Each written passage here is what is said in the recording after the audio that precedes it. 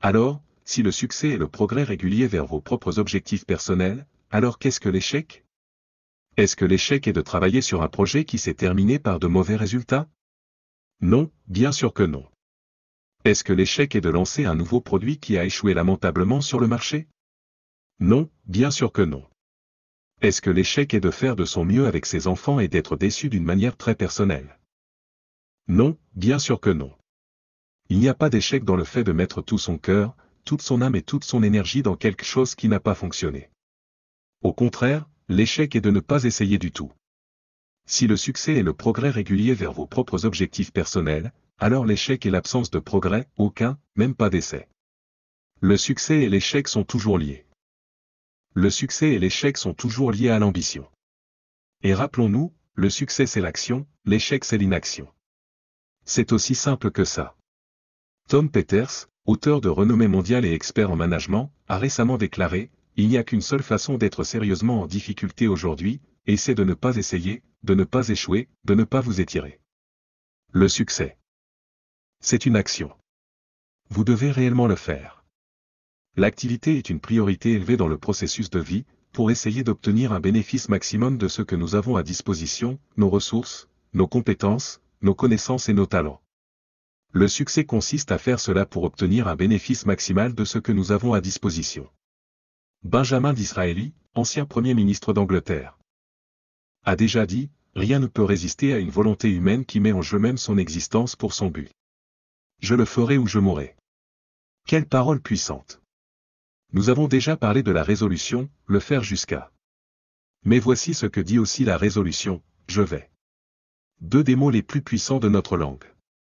La formule du désastre pourrait être devrait ne pas. Voici la formule du succès. Pourrait, devrait, vais. Je vais. Je devrais. Je peux. Et je vais. Deux des mots les plus puissants de la langue. Je vais. L'homme dit, je vais gravir la montagne. Ils disent, elle est trop haute. C'est trop difficile. C'est trop rocheux.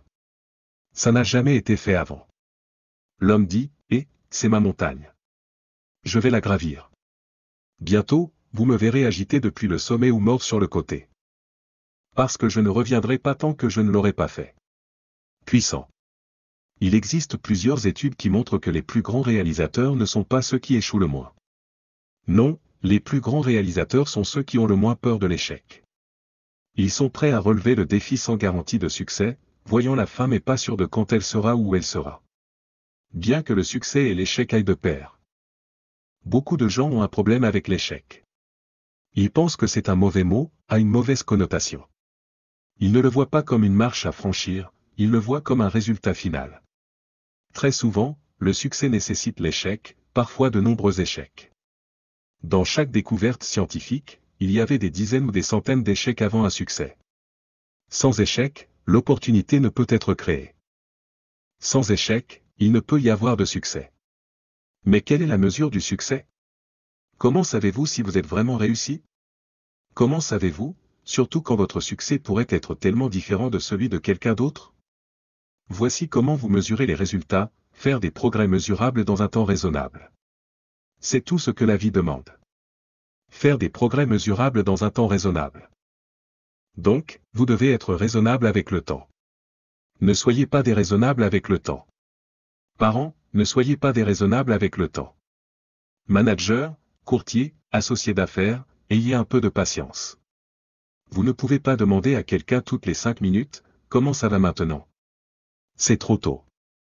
Le mec dit, je n'ai pas encore quitté le bâtiment, laissez-moi tranquille.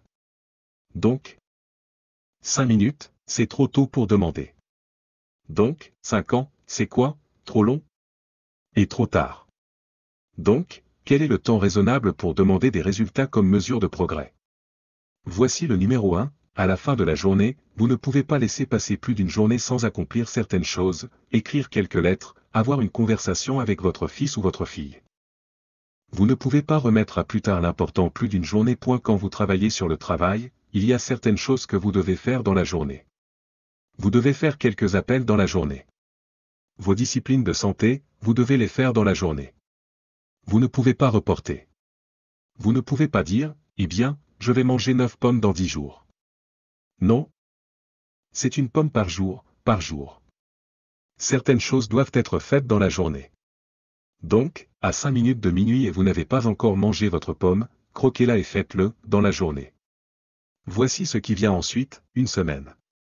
Certaines choses doivent être faites dans la semaine, des trucs au travail, des appels passés, des activités. Une semaine est un bon morceau de temps. Ne laissez pas plus d'une semaine s'écouler sans jeter un coup d'œil et mesurer pour voir comment vous vous en sortez. Deuxième, au cours des 90 derniers jours, combien de livres avez-vous lu pour investir dans le miracle de votre esprit, pour vous donner des idées à méditer, pour façonner votre avenir avec un soin méticuleux? Combien de livres avez-vous lu au cours des 90 derniers jours? Troisième question, au cours des 6 derniers mois, combien de cours avez-vous suivis pour améliorer vos compétences ou développer de nouvelles compétences pour votre avenir et celui de votre famille? Combien de cours au cours des 6 derniers mois? Je vous le dis, les chiffres nous disent tout. Le succès est un jeu de chiffres. Vous devez progresser. Vous devez progresser dans un temps raisonnable. Vous devez jeter un coup d'œil aux chiffres et voir comment vous vous en sortez. C'est le nom du jeu. À quelle fréquence devez-vous peser le nouveau-né? Eh bien, vous dites, je vais peser le nouveau-né au printemps prochain. Non, vous ne pouvez pas attendre jusqu'au printemps prochain. Ne devez-vous pas peser souvent le nouveau-né? Et la réponse est oui, bien sûr, pour voir s'il prend du poids ou s'il en perd.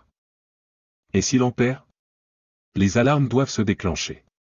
Vous ne pouvez pas laisser un petit bébé perdre du poids très longtemps. C'est ce qu'on appelle un désastre. Ces chiffres sont importants. À quelle fréquence devez-vous vérifier la société pour voir si elle est en bonne santé ou non? Vous dites, eh bien, dans quelques années, nous rassemblerons tous les comptes. Non, vous serez en faillite. À Las Vegas, les grands casinos, devinez à quelle fréquence ils établissent un bilan financier pour voir où ils en sont? Plusieurs fois par jour. Pourquoi? Tellement de choses se passent. Si vous n'apprenez pas à fermer certaines de ces tables, vous serez en faillite à minuit. Vous ne pouvez pas attendre jusqu'à minuit. Vous ne pouvez pas attendre jusqu'à demain. Demain, c'est trop tard. Vous devez connaître les chiffres. Quel est votre taux de cholestérol? Vous ne savez pas, et vous ne vous en souciez pas. Vous avez juste les doigts croisés pour l'avenir. Nous ferions mieux de venir chercher votre famille et de les emmener en sécurité. Allez. Soyez responsable de l'orientation de votre propre voile. Ne le confiez à personne d'autre qu'à vous-même et apprenez à affiner ces chiffres pour vous-même. Maintenant. Que faire si vos résultats ne sont pas si bons en ce moment? Que faire si vous traversez des moments difficiles et n'êtes pas tout à fait sûr de ce qu'il faut faire ensuite? Vous savez pourquoi je fais des séminaires et des conférences et j'écris des livres et des programmes audio? Pour que je puisse les suivre moi-même, les relire encore une fois, les écouter encore une fois. Je ne le fais pas juste pour m'entendre parler. Et je ne le fais pas pour l'argent. Je le fais parce que le professeur reçoit toujours les plus grandes leçons. Il cherche à enseigner aux autres. Quel est le meilleur moyen de sortir d'une humeur bleue? Parler à quelqu'un d'autre de la sienne. Quel est le meilleur moyen de sortir d'un coup de mou mental? Parler à quelqu'un d'autre de la sienne. Quel est le meilleur moyen de commencer à résoudre vos propres problèmes? Parler à quelqu'un d'autre des siens. Pourquoi? Parce que lorsque vous commencez à parler à quelqu'un d'autre de sa mauvaise humeur ou de son coup de mou mental ou de son problème, vous vous entendrez dire des choses incroyables.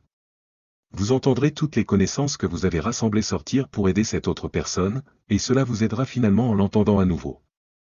Ça marche comme ça. Il est souvent plus facile de puiser dans nos ressources pour quelqu'un d'autre que pour nous-mêmes. Parfois, la défaite est le meilleur début. Pourquoi? Eh bien, pour une chose, si vous êtes au tout en bas, il n'y a qu'une seule façon d'aller, vers le haut point mais, plus important encore, si vous êtes à plat, mentalement et financièrement, vous finirez généralement par être suffisamment dégoûté pour puiser profondément en vous-même et faire surgir des miracles. Des talents, des capacités, des désirs et de la détermination. Lorsque vous êtes complètement fauché ou complètement misérable, vous finirez par être tellement dégoûté que vous ferez émerger les éléments essentiels nécessaires pour tout améliorer. Et c'est face à l'adversité que les choses commencent à changer, que vous commencez à changer. Avec suffisamment de dégoût, de désir et de détermination pour changer votre vie. Vous commencerez à dire, j'en ai assez, et de cela, plus jamais. C'est là que commence le miracle, j'en ai assez, plus jamais. Ces mots et ces pensées ébranlent vraiment le pouvoir du temps, du destin et des circonstances. Et ces trois choses, le temps, le destin et les circonstances, se réunissent et disent, d'accord, d'accord, nous pouvons voir que nous n'avons aucun pouvoir ici. Nous sommes confrontés à une grande détermination. Ce gars ne va pas abandonner. Il en a assez, il en a marre de toutes ces absurdités. Nous ferions mieux de nous écarter et de laisser passer ce gars. La détermination, l'inspiration par le dégoût. Mais beaucoup de gens ne se changent pas eux-mêmes. Ils attendent que les circonstances changent, que le gouvernement change, que la vie change. Qu'est-ce que cela va faire? Pas grand-chose. Ces malheureuses personnes acceptent leur défaite et se vautrent dans leur auto-apitoiement. Pourquoi? Parce qu'elles refusent de prendre le contrôle de la situation. Elles refusent de prendre le contrôle de leur vie, de leur carrière, de leur santé, de leurs relations, de leurs finances. Elles refusent de prendre le contrôle et la responsabilité et de devenir suffisamment dégoûtées pour changer les choses. Mais si vous êtes dégoûté, si vous faites des changements, si ce programme vous trouve au milieu de votre propre dépression personnelle, alors j'ai quelques mots à vous offrir, votre échec actuel est une condition temporaire. Ce n'est qu'une condition temporaire. Vous rebondirez de l'échec aussi sûrement que vous êtes tombé en échec. Quelqu'un m'a un jour suggéré dans un moment d'échec que je devrais me dire. Cela aussi passera. Je crois fermement que vous n'êtes donné que ce que vous pouvez supporter, autant de négativité, autant d'échecs, autant de déceptions. Cela aussi passera si vous cherchez un nouveau départ, si vous vous relevez et revenez dans le monde avec un plan. Ainsi, aussi fou que cela puisse paraître, soyez reconnaissant pour vos limites ou vos échecs actuels, car ce sont des blocs de construction à partir desquels créer la grandeur. Vous pouvez aller où vous voulez aller. Vous pouvez faire ce que vous voulez faire. Vous pouvez devenir ce que vous voulez devenir. Vous pouvez tout faire, à partir de maintenant, à partir de là où vous êtes. Alors, soyez reconnaissant pour l'adversité, mais pour votre avenir, faites-la fonctionner pour vous, pas contre vous. Faites de vos échecs une grande opportunité, pas une agonie prolongée. Faites de votre dégoût une source d'inspiration, pas de dépression. Le monde s'assiera volontiers et vous laissera vous vautrer dans vos chagrins jusqu'à ce que vous mouriez, fauché et seul. Et voici ce que fera aussi le monde s'écartera et vous laissera passer une fois que vous aurez décidé que votre situation actuelle est seulement temporaire, une fois que vous aurez décidé de vous relever et de laisser votre empreinte. Le monde se moque de savoir quel choix vous faites, vous arrêtez ici, ou continuez. Le monde s'en moque vraiment. Alors, vous devez. Vous devez vous soucier de votre propre intérêt éclairé. Lancez-vous dans l'aventure. Gardez les yeux fermement fixés sur la réalisation, sur votre ambition, et pas seulement sur l'existence et l'auto-apitoiement. Engagez-vous pour l'excellence. Le succès est quelque chose que vous attirez par la personne que vous devenez. Le succès n'est pas quelque chose que vous poursuivez. Ce que vous poursuivez vous échappe généralement comme un papillon, quelque chose que vous poursuivez et que vous ne pouvez pas attraper. Le succès est quelque chose que vous attirez, agissez comme un aimant par la personne que vous devenez. Pour attirer des gens attrayants, nous en avons déjà parlé, pour attirer des gens attrayants, vous devez être attrayant. Pour attirer des gens puissants, vous devez être puissant. Pour attirer des gens engagés, vous devez être engagé. Au lieu de travailler sur eux, tu travailles sur toi-même.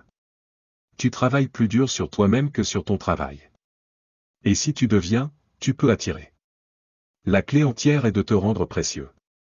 La clé est de te rendre attrayant. La clé est de te rendre compétent, habile, compétent. Volontaire, puissant, unique, sophistiqué, cultivé, capable de gérer et de contrôler, en bonne santé. La clé entière, vraiment, pour l'avenir est le développement personnel.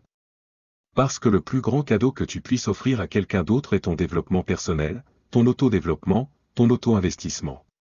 Le plus grand cadeau que tu puisses offrir est ton propre développement personnel.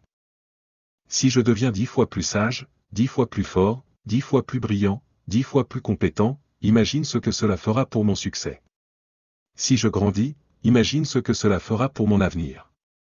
Le développement personnel gagne le succès, l'auto-investissement gagne le respect. Et le seul moyen de faire un meilleur investissement dans ton avenir est de devenir meilleur, plus fort, plus sage et plus compétent. Plus tu deviens attrayant, plus tu es attrayant, et plus tu es attrayant, plus tu attires le succès. Le développement personnel, l'auto-investissement attire le succès. C'est puissant. Maintenant, voici ce qui serait pitoyable, si ton revenu augmentait, et que tu ne grandissais pas. Parce que voici ce qui se passe généralement, si ton revenu fait quelques bons. Il est préférable que tu grandisses rapidement jusqu'à ce que ton revenu soit là. Pourquoi? Parce que sinon, ton revenu reviendra bientôt là où tu es. Quelqu'un a dit un jour, si quelqu'un te donne 1 million de livres, il vaut mieux que tu deviennes millionnaire, ainsi tu gardes l'argent. Je te le dis, le succès ne veut pas traîner avec une personne incompétente. C'est le problème de gagner à la loterie. Le manque de développement personnel pour être capable de la maîtriser et de la conserver. Et maintenant, la fortune est plus grande que la personne, plutôt que la personne étant plus grande que la fortune. Si tu es parent, utilise cela comme un défi pour grandir personnellement. Utilise le défi de la parentalité pour grandir. Voyez ce que tu peux devenir. Un ancien écrivain a dit ceci. Voici des mots rassurants, le bras de Dieu n'est pas court. Ne sont-ils pas des mots rassurants? Le bras de Dieu n'est pas court. Tu ne peux pas penser à quelque chose de plus pitoyable qu'un Dieu avec un bras court. Pauvre Dieu, ses bras sont trop courts, il ne peut pas atteindre jusqu'au bout.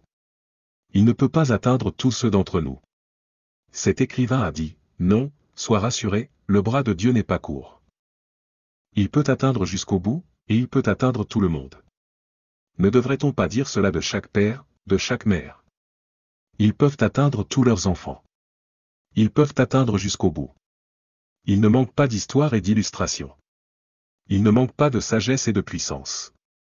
Et le seul moyen de devenir ce genre de parent, le seul moyen de maintenir ce processus, est par le développement personnel, en devenant meilleur que tu n'es, plus fort que tu n'es, plus sage que tu n'es, devenir, grandir pour que ton investissement grandisse à mesure que tes enfants grandissent. Tu grandis, ton pouvoir grandit, ton influence grandit, ta sagesse grandit, ta maîtrise de la langue grandit.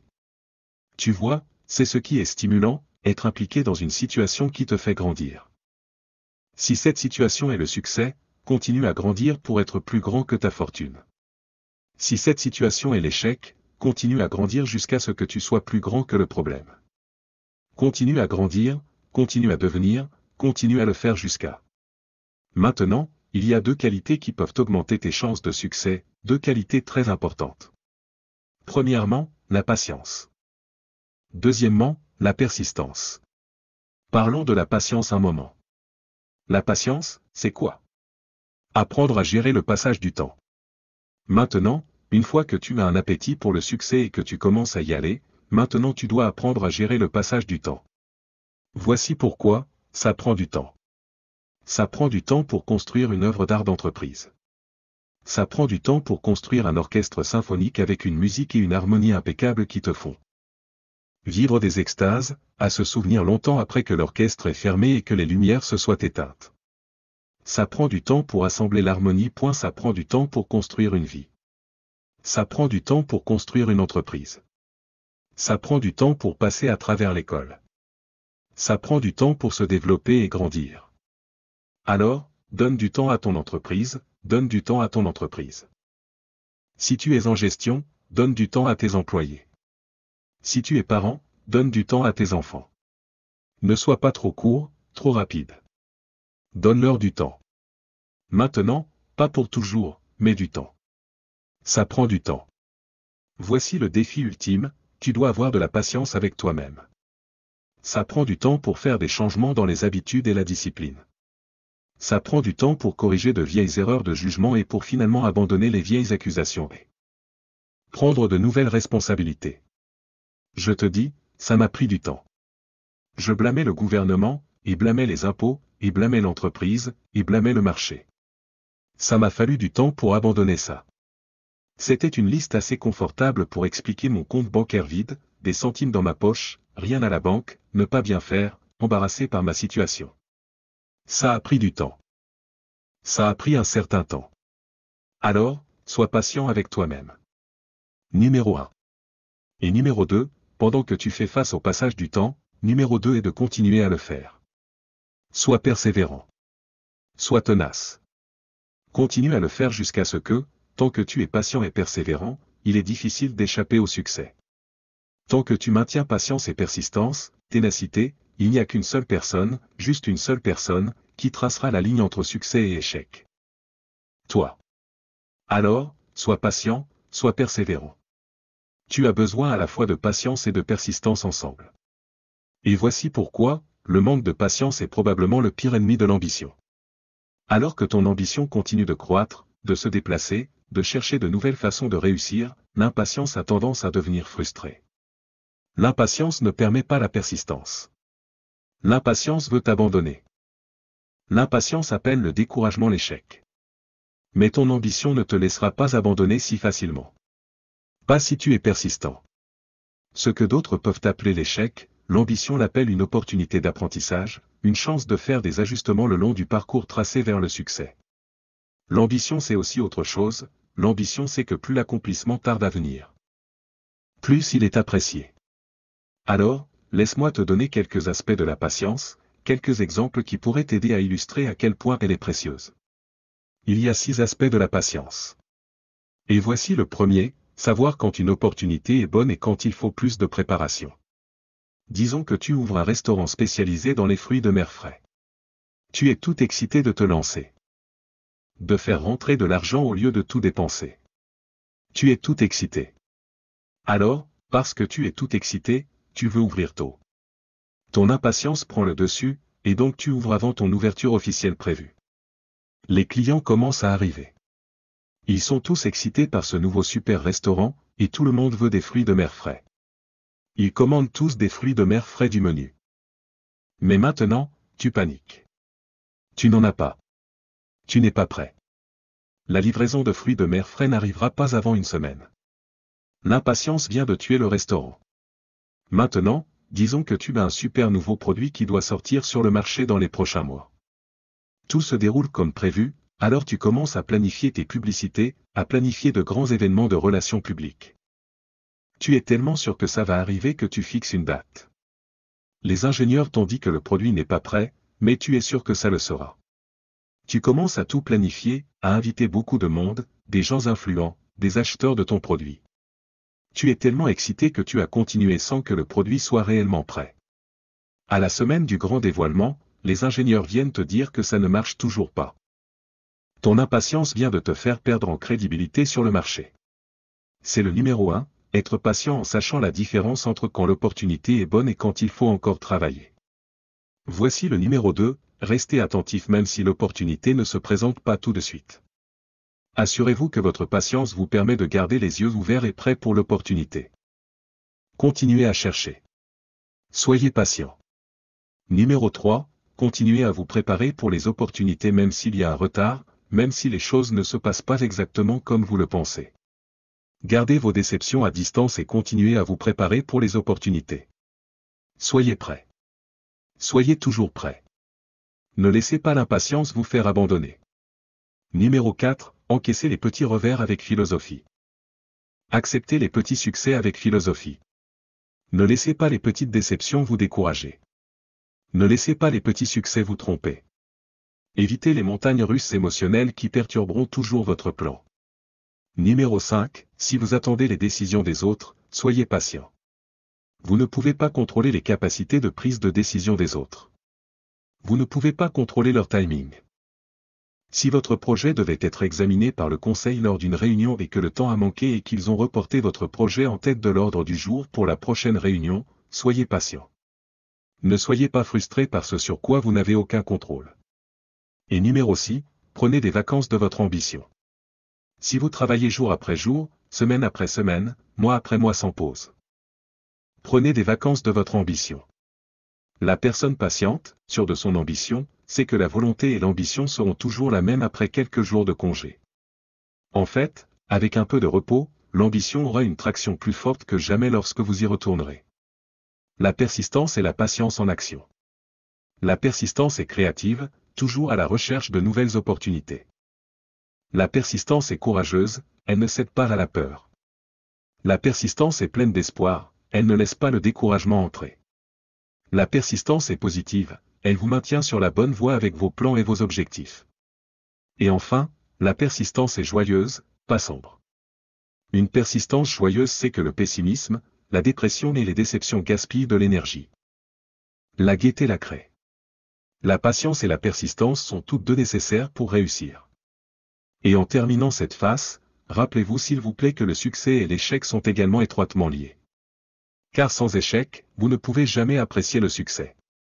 Très souvent, sans échec, il n'y aura jamais de succès. Mesdames et messieurs, je vous remercie de vous joindre à moi aujourd'hui alors que nous entamons un voyage vers le développement personnel et la poursuite du succès. Aujourd'hui, je souhaite aborder un sujet qui m'a passionné tout au long de ma carrière, les 5 habitudes des personnes hautement performantes. Ces habitudes ne sont pas simplement des actions simples, ce sont des principes fondamentaux qui guident les individus vers la grandeur. Alors, attachez vos ceintures pendant que nous plongeons dans le monde du succès et de la réussite. Habitude numéro 1, fixer des objectifs. Les personnes hautement performantes comprennent le pouvoir de fixer des objectifs clairs et convaincants. Elles reconnaissent qu'en l'absence d'une cible à atteindre, leurs efforts seraient dispersés et inefficaces. Elles ont une vision cristalline de là où elles veulent être dans le futur et créent une feuille de route pour y parvenir. Elles décomposent leurs objectifs en étapes réalisables et s'engagent dans leur poursuite avec une détermination inébranlable. N'oubliez pas, comme l'a dit le grand Earl Nightingale, les personnes avec des objectifs réussissent parce qu'elles savent où elles vont. Habitude numéro 2, l'apprentissage continu. Les individus hautement performants sont des apprenants tout au long de la vie. Ils comprennent que la connaissance est la clé qui ouvre les portes à de nouvelles opportunités. Ils lisent des livres, assistent à des séminaires et s'entourent de personnes qui les inspirent à grandir. Ces individus ne se contentent jamais de la stagnation, ils cherchent toujours des moyens d'élargir leurs compétences et leurs connaissances. Alors que nous avançons dans la vie, adoptons cette habitude d'amélioration constante afin de devenir les meilleures versions de nous-mêmes. Habitude numéro 3, la gestion du temps. Le temps est notre ressource la plus précieuse, et les personnes hautement performantes le comprennent mieux que quiconque. Elles ont maîtrisé l'art de la gestion du temps et protègent farouchement leur temps. Elles donnent la priorité à leurs tâches et éliminent les distractions qui pourraient dérailler leur progression. Les personnes réussies comprennent que le temps perdu ne peut jamais être récupéré. Alors elles l'investissent judicieusement dans des activités qui sont en accord avec leurs objectifs et leurs valeurs. Efforçons-nous tous d'être des gardiens conscients de notre temps, car c'est ce qui sépare les réalisateurs des rêveurs. Habitude numéro 4, passer à l'action. Les personnes hautement performantes sont sérieuses lorsqu'il s'agit de concrétiser leurs rêves. Elles comprennent que les idées seules n'ont aucune valeur à moins d'être mises en œuvre. Elles n'ont pas peur de prendre des risques calculés et d'embrasser la possibilité d'échec. Ces individus savent que le succès est construit sur une base d'action et sont prêts à travailler dur pour réaliser leurs rêves. Alors, mes amis, sortons de cette pièce aujourd'hui avec l'engagement de prendre des actions audacieuses et décisives sur nos aspirations, car c'est par l'action que nous façonnons notre destin. Habitude numéro 5, la persistance. Les individus hautement performants comprennent que les revers ne sont que des marches sur le chemin de la réussite. Ils possèdent une foi inébranlable en leurs capacités et maintiennent une détermination implacable pour surmonter les obstacles. Ils voient les échecs non pas comme la fin mais comme des leçons précieuses qui les rapprochent de leurs objectifs. Ces individus persistent lorsque d'autres abandonnent, et c'est ce qui les distingue. Rappelons-nous les mots de Calvin Coolidge qui a dit « Rien au monde ne peut remplacer la persistance ». Alors que nous réfléchissons à ces 5 habitudes des personnes hautement performantes, laissons-nous imprégner de leur importance et engageons-nous à les intégrer dans notre vie quotidienne. Fixons des objectifs qui repoussent nos limites et embrassent notre passion. Adoptons l'apprentissage continu et transformons nos esprits en terre fertile pour la croissance. Gérons notre temps avec le plus grand soin et investissons-le judicieusement dans des activités qui nous rapprochent de nos rêves. Prenons des actions audacieuses et croyons en nous-mêmes et en nos capacités. Persistons face à l'adversité et ne renonçons jamais, jamais. Ces habitudes posent les bases de notre voyage de développement personnel, que nous explorerons davantage dans la deuxième partie de ce discours. Elles servent de piliers sur lesquels nous pouvons construire une vie de signification, d'accomplissement et de succès. Je vous mets tous au défi d'adopter ces habitudes dans votre vie dès aujourd'hui. Laissez ces principes guider vos pensées, vos actions et vos aspirations. Rappelez-vous, le succès n'est pas le résultat de la chance ou du hasard. C'est le produit de choix délibérés et d'habitudes. Alors, mes amis, élevons-nous au-dessus de l'ordinaire et devenons les architectes de notre propre succès. Merci, et j'ai hâte de vous voir dans la deuxième partie de notre voyage de développement personnel.